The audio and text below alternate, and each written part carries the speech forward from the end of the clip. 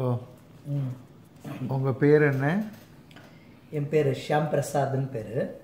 எந்த ஊர் உங்களுக்கு? சொந்த ஊரெல்லாம்? சொந்த ஊர் வந்து மங்களூர். ஓ, மங்களூரா? கன்னடிகா? கன்னடா, மராட்டி ஒரிஜினலி. மராட்டி அங்கேருந்து அந்த மைக்ரேட் ஆனவா? ஆமாம், அந்த பார்டர். கராடா பிராமின்ஸ் அப்படின்னு சொல்லுவோம். ஓஹோ.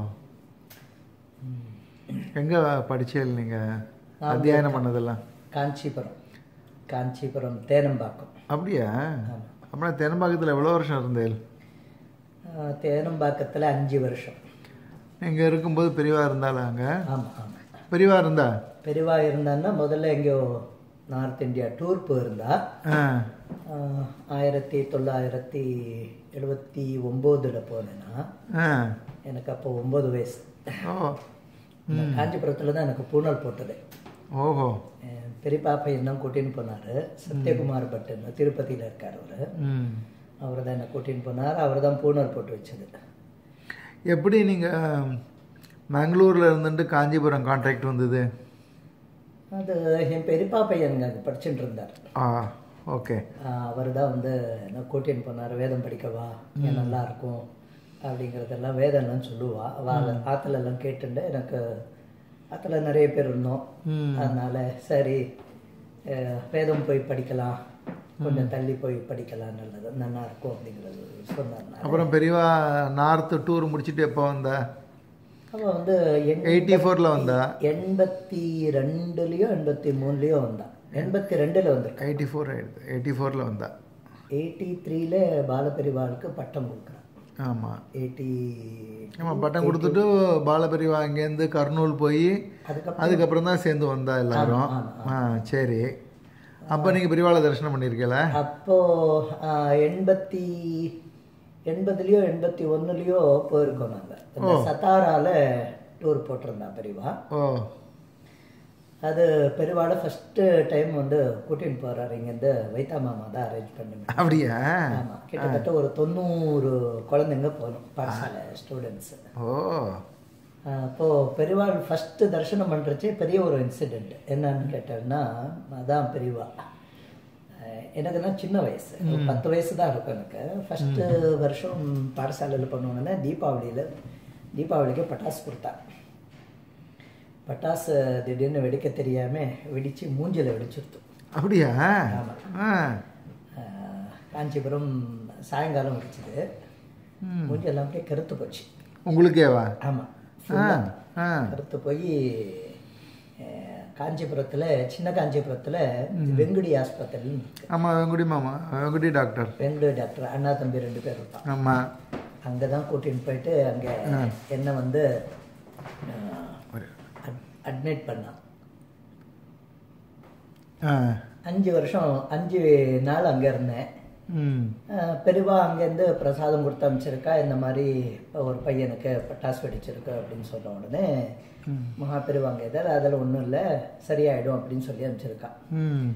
அதெல்லாம் எனக்கு தெரியாது. நான் நேராக பெரியவா தர்சனத்துக்காக போகிறோம், எல்லாமே போகிறா. கரெக்டாக நான் அங்கேருந்து ஒரு இருட்டு ரூமில் ஒரே ஒரு சின்ன விளக்கில் வச்சுன்னு உட்காந்துட்டு இருக்கா பெரியவா. சத்தாரால இது முடிஞ்சு இதெல்லாம் காயெல்லாம் ஆறி எடுத்து நல்லபடியாக கண்ணுக்கெல்லாம் ஒன்றும் ஆகலை, எந்த ஒரு ஆர்கனும் ஒன்றுமே ஆகலை. இந்த தழும்பு கூட எதுவுமே கிடையாது மூஞ்சில். ஓஹோ. பெரியவா வந்த உடனே இந்த பட்டாசு வெடிச்சு மூஞ்சியானது இவனுக்கு தானே அப்படின்னு கேட்டா. பெரியவாளுக்கு எப்படி தெரியும்? அதான் தெரியாது. ஆமாம், அது மட்டும்தான் எனக்கு ஞாபகம் இருக்கு சின்ன வயசுல. ஆமாம், இப்போ அப்படி இருக்கேன். ஒன்றுமே பேசலை. அதுக்கப்புறம் பிரசாதம் கொடுத்தாரு, பழம் கொடுத்தார். அதுக்கப்புறம் வந்துட்டேன். 80ல் நடந்தது அது. அதுக்கப்புறம் பாடசாலை 83ல் முடித்தேன். 84ல் காலேஜ் போனேன். அடிக்கடி வருவேன்.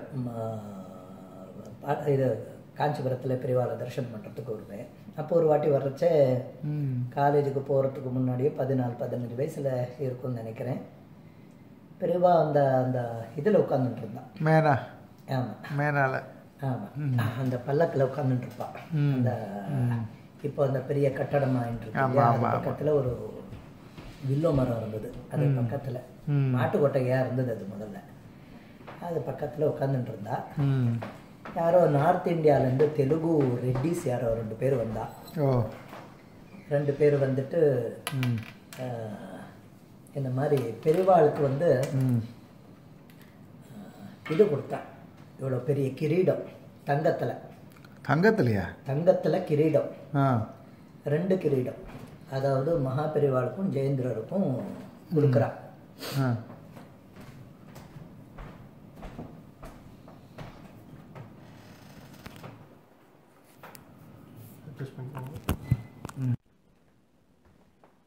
பெரியவாளுக்கு கொடுத்த உடனே பெரியவா வந்து அது உள்ளுக்குள்ளேருந்து தரையே திறக்கலை. வேண்டாம், அவனை போ சொல்லு அப்படிங்கிறான்.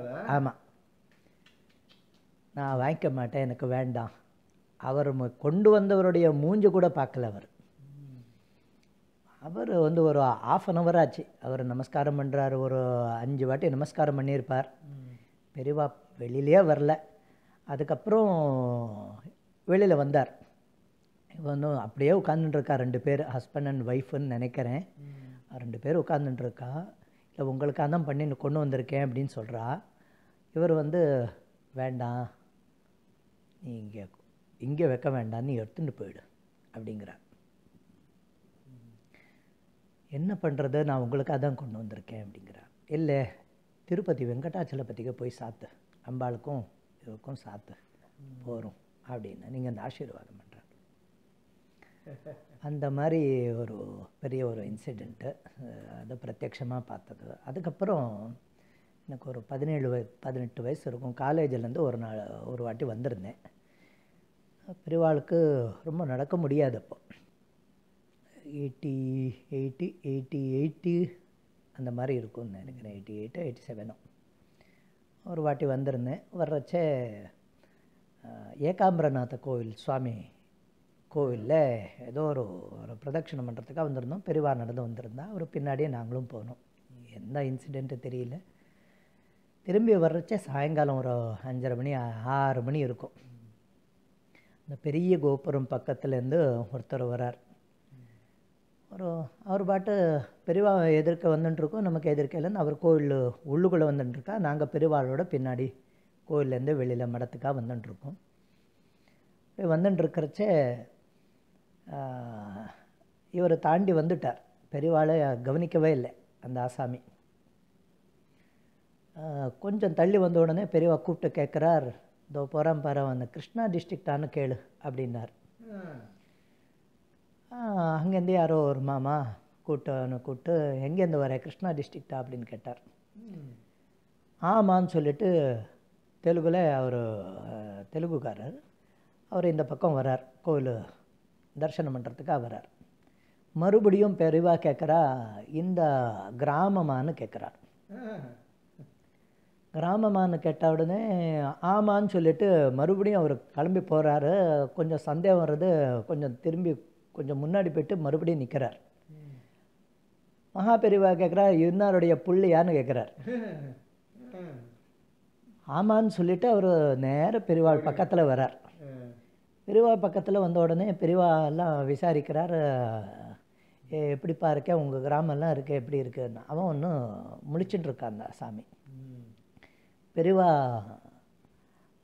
கேட்குறாரு, உங்கள் ஆற்றுல நான் தங்கியிருக்கேன் 40 வருஷத்துக்கு முன்னாடி, உங்களுக்கெல்லாம் பஸ் எல்லாம் இருந்தது, நீங்கள் பெரிய தனிக்காலாக இருந்தேள் அப்படின்னா, இப்போ எப்படி இருக்குது அப்படின்னு கேட்டேன். என்னமோ சொல்கிறார், இப்போது அவருடைய சூழ்நிலை ஏதோ சரியில்லை போல் இருக்குது, அதனால் அவர் அந்த மாதிரி வந்திருக்காரு. அவருக்கு தெரியல யார் வந்திருக்கா தங்கியிருக்கான்றதும் தெரியல அவருக்கு. சொன்ன உடனுக்கு அப்புறம்தான் அவருக்கு தெரிஞ்சதுக்கு இது மகாபெரிவா ஆற்றுல அவர் இடத்துல தங்கியிருக்கார் அப்படின்ட்டு. இதை நடந்துட்டுருக்கிறச்சே எனக்கு ஒரு சந்தேகம்.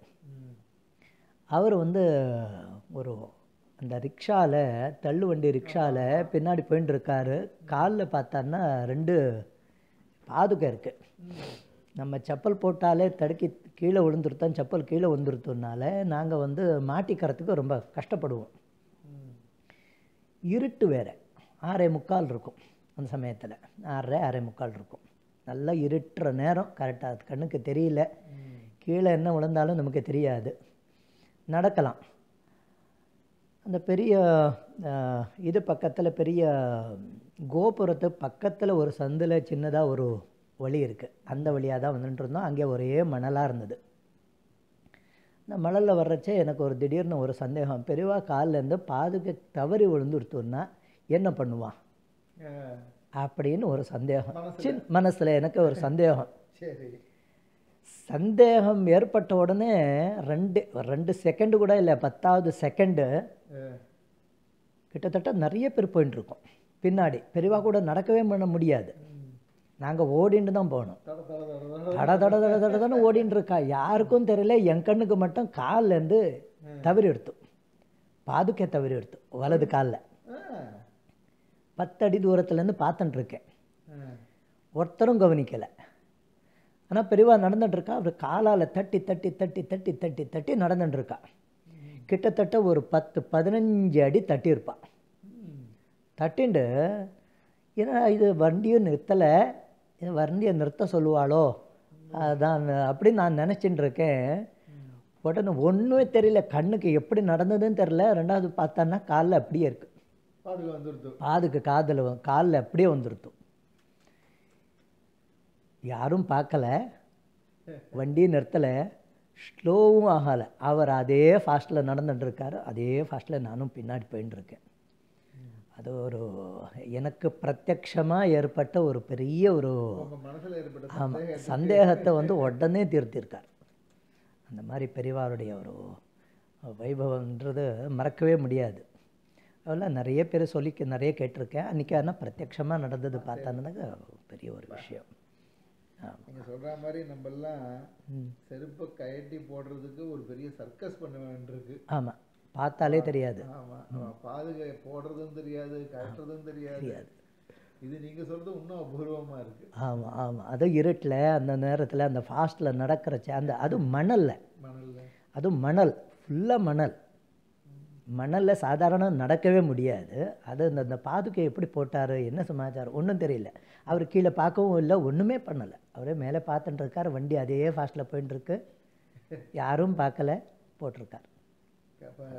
பாதுகை கலண்டது, அது எப்படி காலில் மாட்டின்றதுன்னு தெரியல.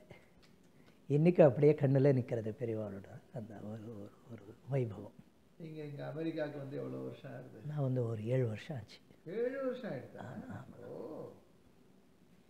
அங்கே அதே மாதிரி இங்கேயும் பெரியவாளுடைய சந்நிதியில் பெரிய அனுகிரகம். பெரியவா இங்கேயே கொண்டு சேர்த்துருக்காங்க. ஆமாம் மணிமண்டபத்தில். ஆமாம், கண்டிப்பாக மணிமண்டபத்தில். நீங்கள் தான் இப்போ எங்கள் ஃபுல்லாக அந்த ஏகாதச ருத்ராபிஷேகம்லாம் பண்ணிட்டு. ஆமாம், ரொம்ப சந்தோஷம். பெரியவாளுடைய கைங்கரியத்துக்கு பண்ணிகிட்ருக்கோம். வேத பாராயணம் பண்ணேன் முதல் வாட்டி இங்கே போனோம். ஏப்ரல் மாதம் 5 நாளைக்கு ஒரு ஆத்மார்த்தமாக ஒரு வேத பாராயணம் பண்ணேன். ரொம்ப நாள் வருஷங்கள் கழித்து இங்கே வேத பாராயணம் பண்ணேன். ஆமாம், ஆத்மார்த்தமாக நல்லபடியாக எல்லா காரியமும் நடக்கணும் அப்படின்ட்டு. சூரிய சொன்னார். நான் அப்போ இந்தியாவில் இருக்கும்போது இந்த பண்ணார். நான் தட்சிணை கொடுத்தேன், வாங்கிக்கல. அது கூட பெரியவாள்கிட்டே வச்சுட்டு போயிட்டார். பெரியவாளுக்காக பண்ண அப்படின்னு சொன்னார். ஒரே சந்தோஷமாக இருந்தது. ஏன்னா உலகத்தில் எல்லாருமே பெரியவாளுக்கு நன்றி கடன் பட்டிருக்கோம்.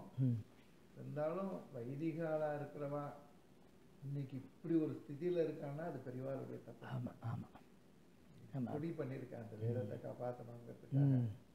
அதே மாதிரி பெரியவாளுடைய இதை நம்ம பட்டு பசங்க நிறைய பேர் படிச்சிருக்கோம் காஞ்சிபுரத்தில். ஒரு வாட்டி 2002, 2004, 2008 நினைக்கிறேன். 2008 ஒரு வாட்டி பெரியவாருடைய ஆராதனைக்கு போயிருந்தோம். அப்போ பட்டு பசங்க எல்லாமே நிறைய பேர் வந்திருந்தா. ரவிசங்கர், நம்ம ஸ்ரீராம், ஜெகதீஷ் பட்டு எல்லாம் வந்திருந்தாவோ. அப்போது எல்லாம் பட்டு பசங்களை நம்ம பார்க்கவே முடியறது இல்லையா, எங்கெங்கே எல்லாம் இருக்கா அப்படின்னு.